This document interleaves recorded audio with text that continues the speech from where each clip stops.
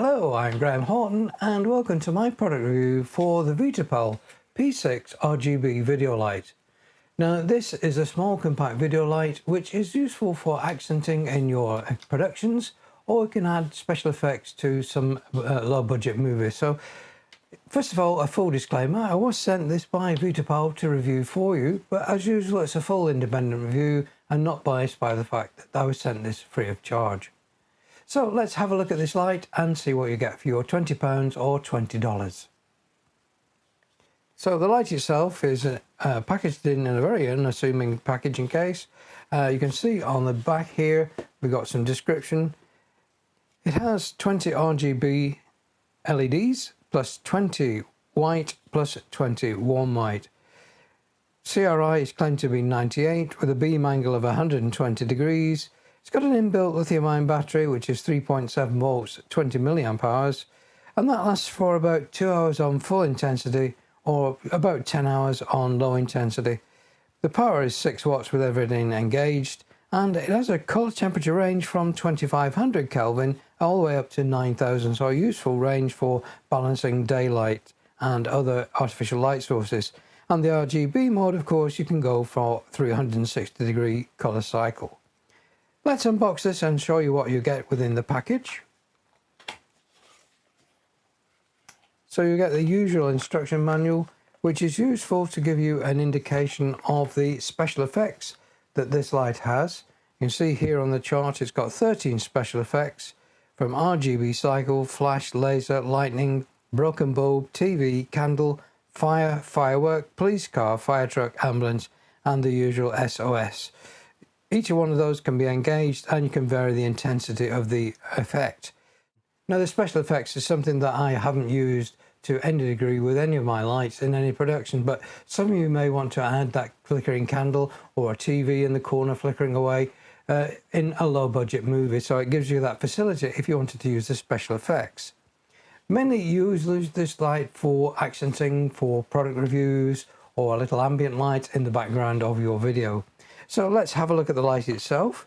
In the box you'll also receive the USB-A to USB-C charging cable. So it's nice to see that this light is updated to USB charging rather than the usual micro USB. So latest performance level there.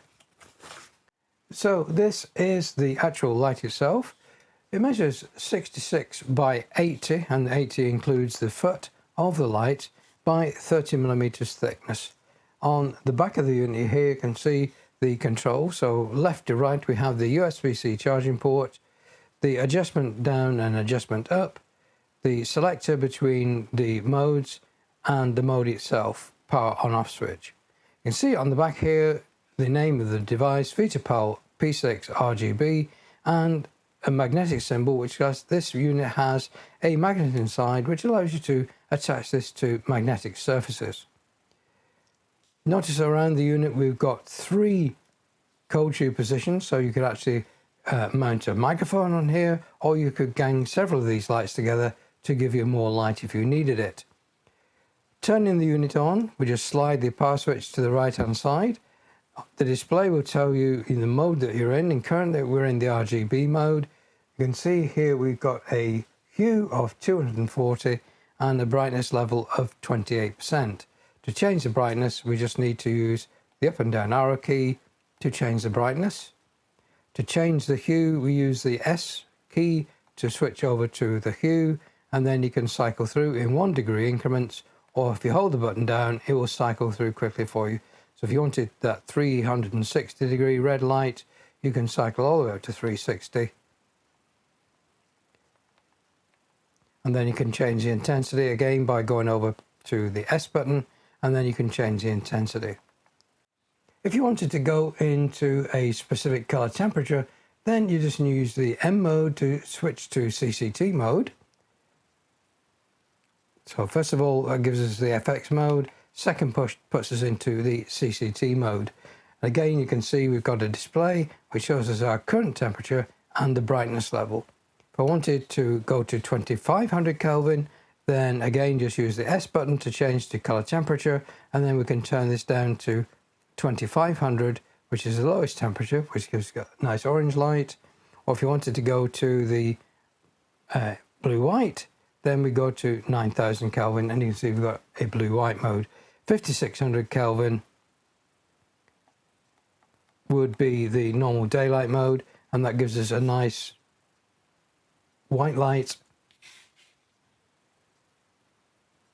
And again, you can change the intensity again by using the S mode to switch over to the intensity, and then you can use the left and right keys to vary that intensity to give you the value you want.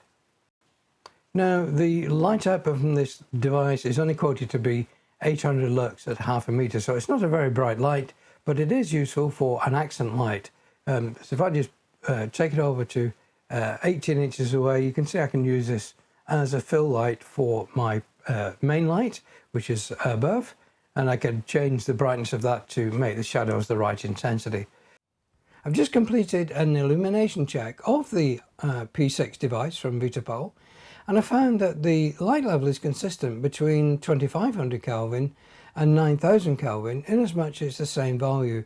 When you set it to 5600, you expect to be able to double the light output because you're using twice the number of LEDs, but I didn't find that to be the case. You can see on screen now the effect that I saw when I measured the output from this device exactly at 0.5 meters from the front face of that to the sphere of my Sekonic 478 light meter, and I also use this Incertec LM60 to verify it. And you can see the reading I got was just 230 lux. Now the specification says 800 lux at 0.5 meters. I can only achieve that if I move the light source closer than 30 centimeters to the device. So I can't validate the fact that this should be 800 lux. It does seem quite a high value when some of the RGB panels don't give off 800 lux. So the 800 might just be a little bit of an oversight. More useful though as a key light in product photography, so you can add a coloured accent to your shots, or you can use it as a hair light or that sort of thing. Gang them together to give you more brightness. In the special effects mode, that's something that I don't normally use. Again, using the M key to cycle through to the special effects. And along the back of this unit, you can see we've got an indicator here which gives you the range of special effects going from the cycle RGB all the way to SOS. You also get some indication on the fascia here of the hue going from 0, which would be red, back up to 360 would be red, and then you've got the blue at 240 and the green at 120. It would be nice if that was highlighted across the top to give you ideas of the actual hue versus the setting that you need. I'm not going to go through all the independent effects. So there is the firework, police car, fire truck, ambulance, the SOS. Again, back to the RGB cycle mode. Use the M to switch back to your fixed color temperature, and it will remember the settings you had. Charging by that USB-C port takes about 2 hours from a fully depleted state, and as I said before, the runtime of this is around about 2 hours if you got it on maximum intensity, or 10 hours on lower intensity, but it will depend on the settings and whether you're using RGB or whether you're using the plain white or the warm white LEDs. For additional mounting options on the base of the unit, we have the 1/4-20 threaded mount, which is a brass insert, so it's not just into plastic, so a nice addition there of a brass insert. We've got the cold shoe foot, which will slip into a camera or onto a tripod, and a locking ring to make sure that it doesn't slide off. So plenty of mounting options for this particular light, and a very good diffusion panel on the front face here to make sure that you're not getting micro shadows from the number of LEDs in the light. So there we are, that's the Vitapol P6 light.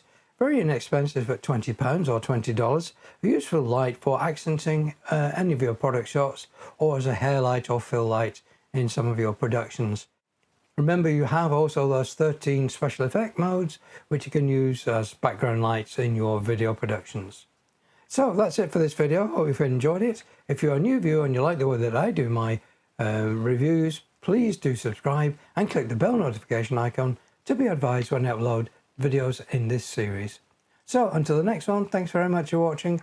Please do take care, and I hope to see you all very, very soon. Goodbye for now.